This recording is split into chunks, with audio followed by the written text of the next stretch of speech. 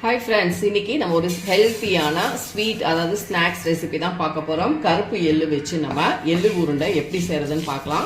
ஒரு அகலமான பாத்திரத்தில் 1 கப் அளவுக்கு எள்ளு எடுத்துக்கோங்க. இதில் எந்த டஸ்ட்டும் இல்லாமல் பார்த்துக்கோங்க. இது டஸ்ட்டு கல் எதுவுமே இல்லாமல் ஒரு பியூரான எள்ளு தான் எடுத்திருக்கேன். லோ ஃப்ளேமில் வச்சுட்டு இதை நீங்கள் ரோஸ்ட் பண்ணி எடுத்துகிட்டு ஒரு தட்டில் கொட்டி நம்ம ஆற வச்சுக்கலாம்.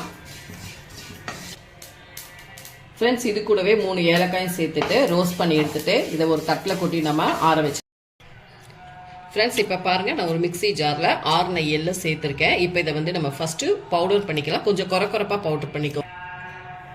ஃப்ரெண்ட்ஸ், இப்போ பாருங்கள், இந்த அளவுக்கு பவுடர் பண்ணிக்கோங்க. இப்போ இது கூடவே நான் 3/4 கப் அளவுக்கு பியூரான வெல்லம், பொடித்த வெல்லம் ஆட் பண்ணிக்கிறேன்.